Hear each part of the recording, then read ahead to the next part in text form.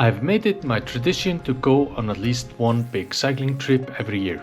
Because when you live in Iceland, with short summers, long winter and wild weather, you learn to truly appreciate these moments of good roads, good weather and that feeling of just riding without limits. And after more than 5,000 kilometers across Europe, through mountains, coastlines and small forgotten villages, these are my top 5 favorite countries to cycle in. Czech Republic. Quiet backroads, forest glimpse and the best beer in Europe.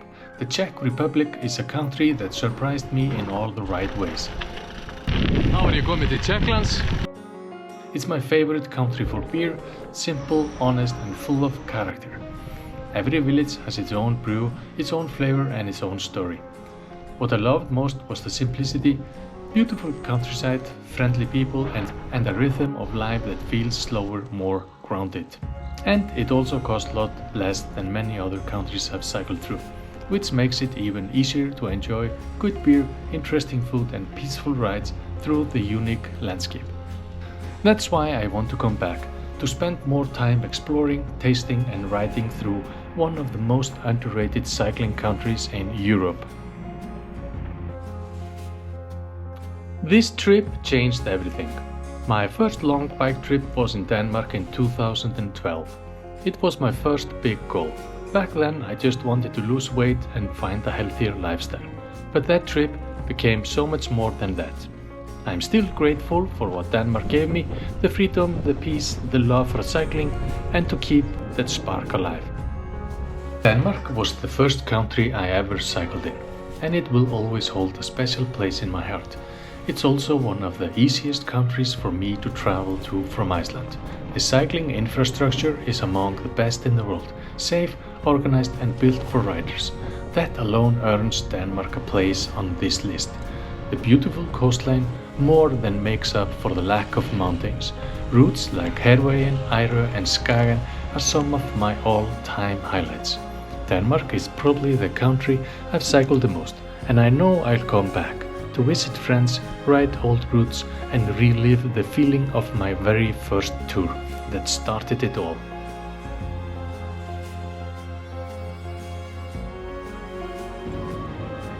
France has one of the richest cycling history in the world, home to the Tour de France and one of the most legendary races ever. It's a country that lives and breathes cycling, and you feel it in every village, every climb and every cafe filled with riders. And then there's the food and wine. France has some of the best wines on earth, with every region known for its specialties: Cognac, Champagne, Alsace and Bordeaux. Even after riding through many of those regions, I know I could come back again and still experience something completely new. France is a big country, full of contrast and culture. From the Loire Valley with its peaceful rivers and castles down to Bordeaux with its endless vineyards. And to me, the most romantic region of all, Alsace. It's a place that feels like a fairy tale. But there's one more dream I still have, to ride the Rhone Valley and the French Alps. I sure will come back to France, because here there's always one more taste, more to ride and more to fall in love with.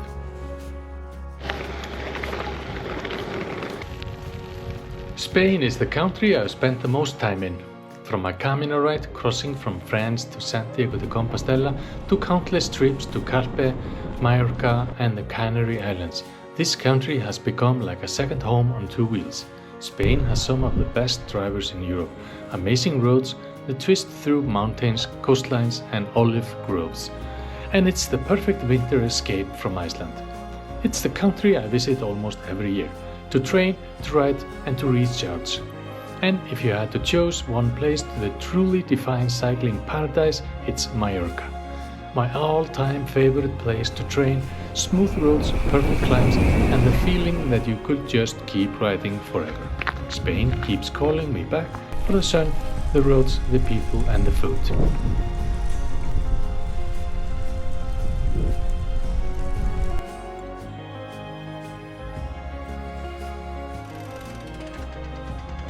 When I was planning my 2024 trip, Slovenia was the smallest country on my route, just a narrow stretch between Italy and Austria. At first I thought I would only take 2 days to cross, But then I started researching, and I'm so glad I did.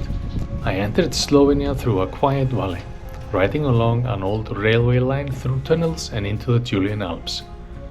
The moment I crossed the border, I felt it. Something different. Peace, beauty, a calm energy that instantly pulled me in. I stopped at Lake Jasna, surrounded by the mountains, and I thought, this might be one of the most beautiful places I have ever seen. Then I continued to Ljubljana, and even though I usually don't enjoy big cities, this one was different.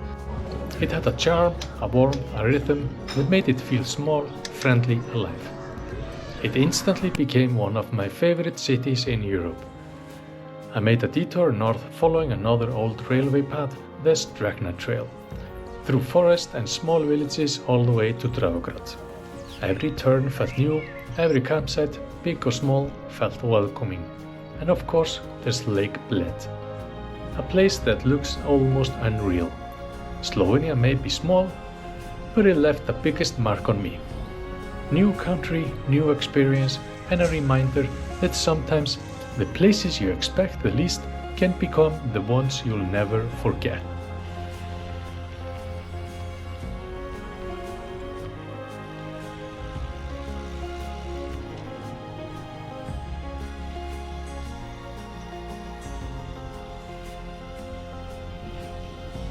When I look back at those 5 countries, each one gave me something different.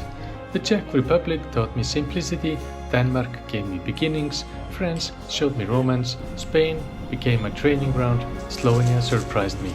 A small country with a huge heart, where I slowed down and remembered why I fell in love with cycling in the first place. Every trip has been more than distance. It's been a story about growth, friendship, food and freedom. And even though every journey has an ending, each one also plants the seed for the next. Because this isn't the end, this is just one more chapter. So, if you enjoyed this journey, please subscribe so you don't miss out what comes next.